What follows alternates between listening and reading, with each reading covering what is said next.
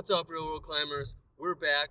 We're doing another home wall tour. I'm actually back in my hometown in Minnesota. I was actually able to connect with another home wall owner that lives maybe 10 to 15 minutes away from where I was living before I moved to Colorado. Shout out to the Facebook group Home Climbing Wall Forum, where I've been doing some reach outs whenever I'm in a new town and able to connect with some of you, the real world climbers. And so that's how I got connected with Grant. I'm getting pretty excited because I'm on my way to his house to go tour his home wall, get a climbing session in, maybe even do some route setting. So let's go.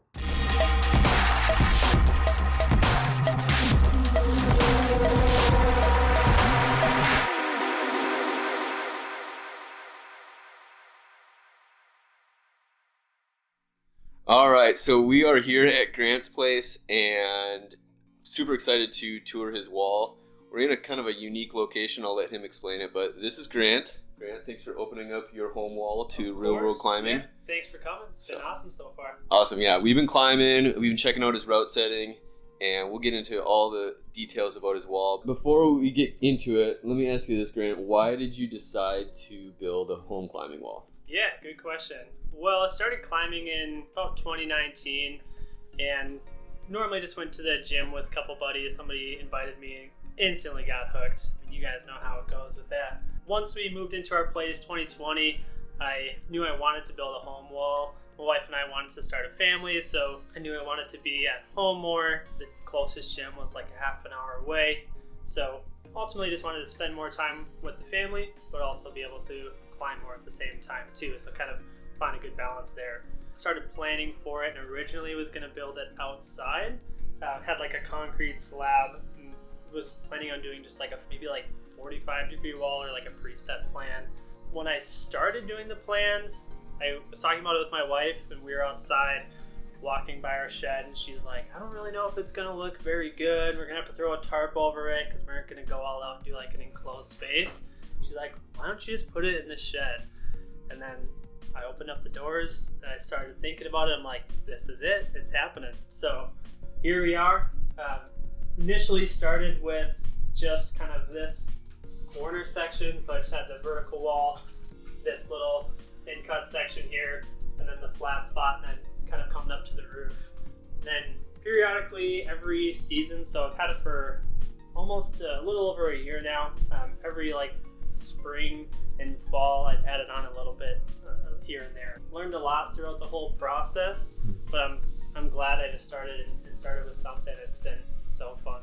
So after that first wave, you said you've expanded a couple times. What did you expand with next after that? So I started just adding onto this section, so it did cut off here. First thing I put in was just this wall over here just to get a little bit more space. But once I kind of got bored of that, since it just really ultimately added more vertical section, I knew I needed something more difficult. So then I thought about adding this vertical section up here, which I do plan on expanding a little bit that way. And this has been great, just to be able to set a bunch of burly, difficult routes, and then just kind of experiment. I found it was a lot different setting on this type of wall versus doing just a plain vertical wall. Totally different. Yeah. After that, I expanded this up just to do this flat wall. I thought about going kind of all the way and doing a mini cave up there, but it just got to be a little too much for the time. And then this was the last one. So nice. Just another small wall there, just a 4x8. And that's about 15 degrees overhang, probably? Yeah. I really like how you incorporate parts of your build. So he's got this post here, but then he's adding in tricky footholds in there, and just the angles that he's using are really, he's got a specific space and you just kind of figured out what you could do with your space. Yeah, that was the idea, and I think I could expand more if my wife would let me. But we'll see how it goes. So far it's been plenty to fulfill me. I ended up canceling my membership, so I mostly just climb at home now. Yeah. Little one's getting into it, so cool. It's all working out. And I know what it's like to have your wife be the sign off on things, but if she did, hypothetically, what do you suspect you would do next? So I probably can kind of point up, you can see the center section of the roof. I want to expand it all the way, so just to the halfway point. Finish the roof section off, make some good kind of overhang stuff there. And then I don't know about this side yet. We'll see.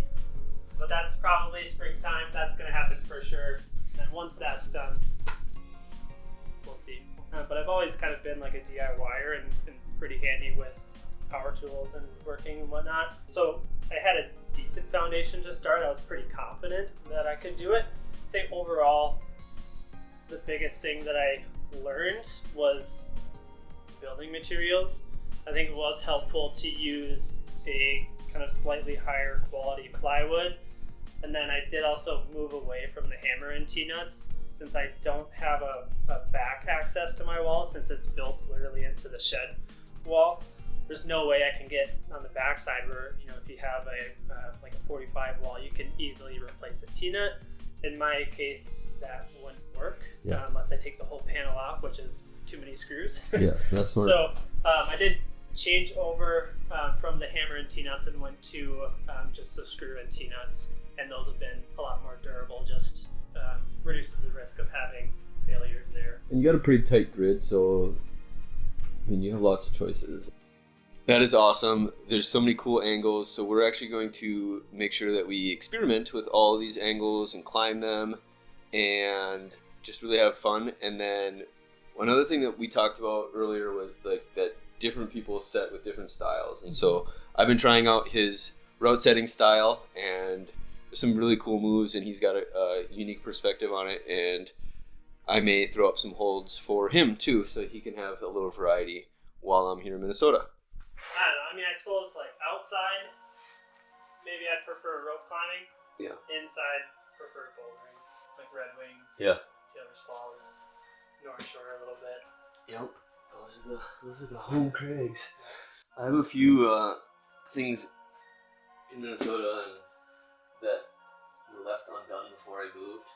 I'd be like, oh, it'd be cool to do like a retribution tour and go back to, you know, the home climbing areas and take down the things that I couldn't do before I left.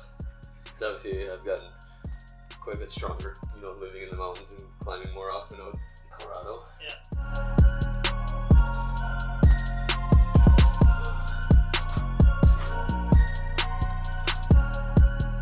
Yeah, it'd be fun too, depending on how much time.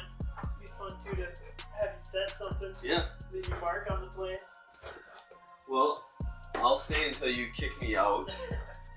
I could see you expanding if you ever got the expansion box. You'd lose your workshop table, but well, you can do something steeper here if you really wanted to. Yeah, if you had 8 feet here, you could do a whole other wall here.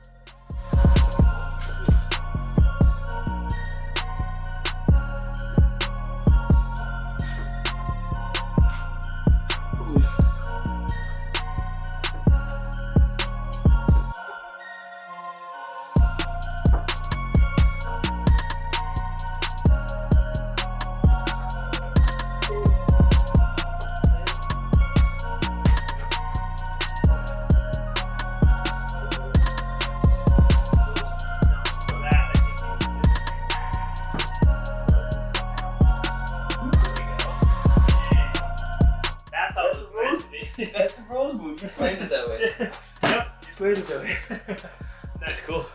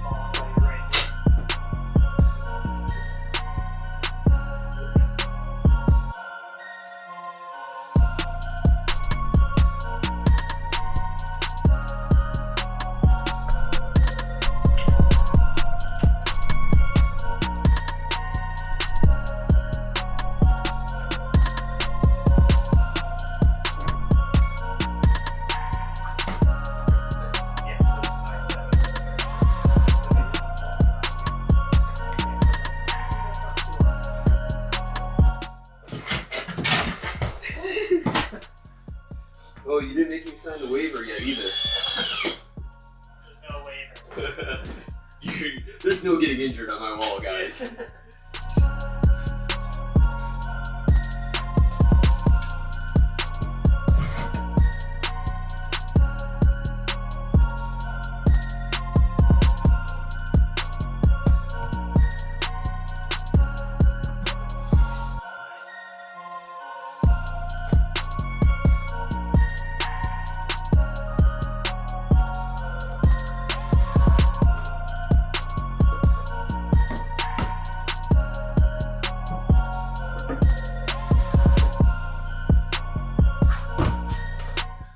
All right, you got me there. Let me see. All right, what's your tip on matching that finish? Toe hook on that? That guy. Oh yeah. Smart. Yeah. See, that's why we set things with different people's personalities. Grant's got different setting techniques.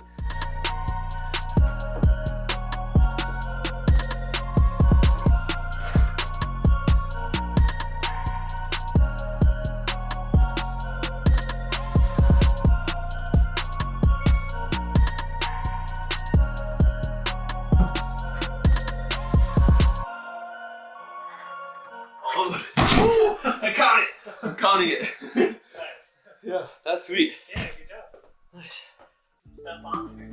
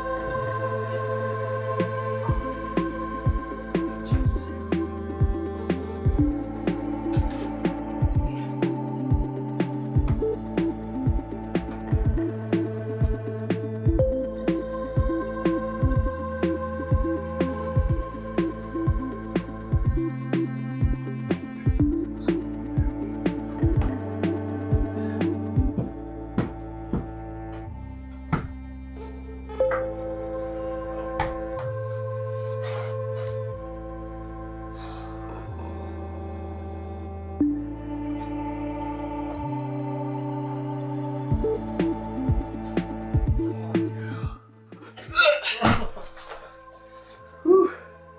I see your trends now.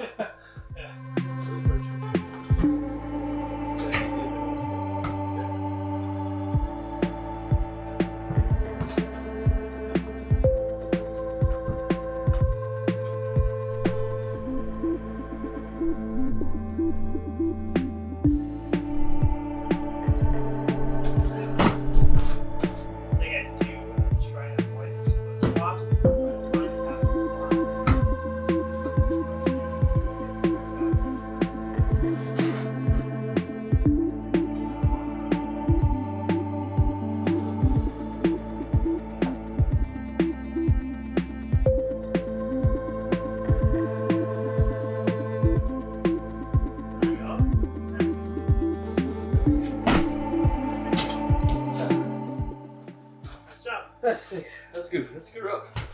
I like it. I think I'm reading this one. Let's see. You got it? You're figuring it out?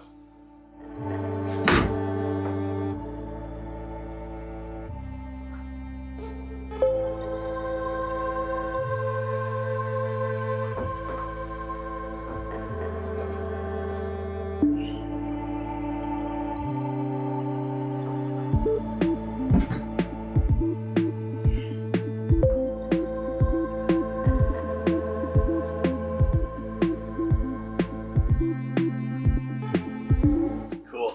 Yeah, so it's interesting. So another thing, like, is like his terrain has this thing where there's this, almost like a chimney, right?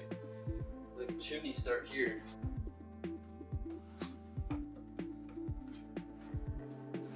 Oh, I see. I'm figuring out. Look at all this shoe rubber. That's all they get. There you go.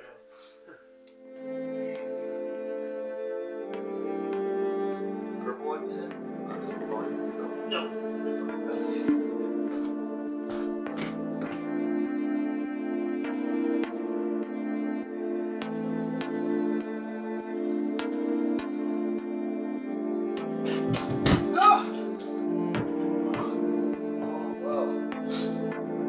Nice little divot here. Okay. And so lock into it. It's also good. So yeah. Here. Okay.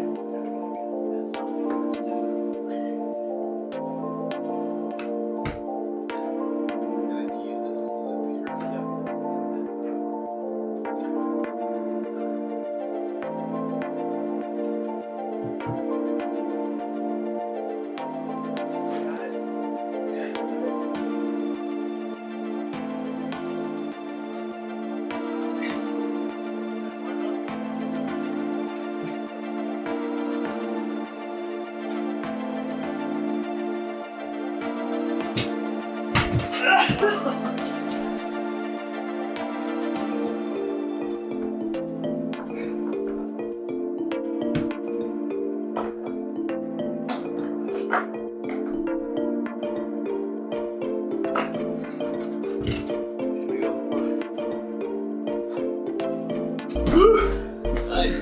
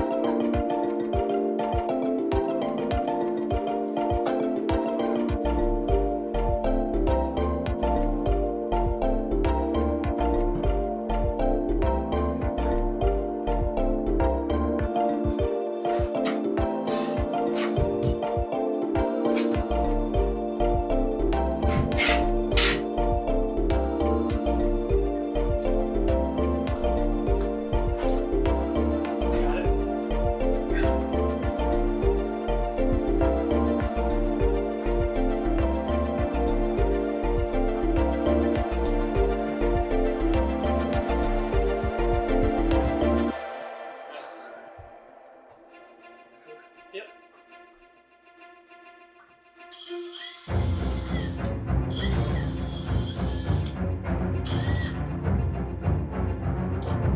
As you can see, my camera batteries died near the end of this session. I ended up setting 2 boulder problems for Grant in my crimpy techie style to add some variety to his setting style, which I determined that he really likes these tricky leaning and body position problems.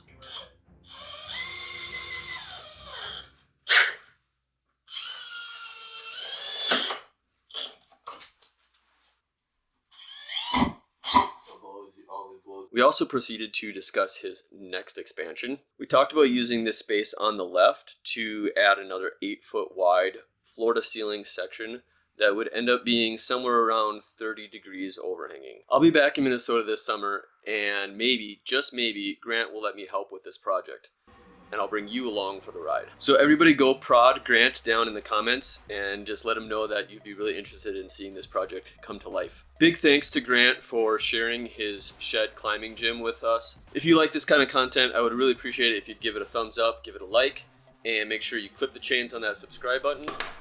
See you real soon.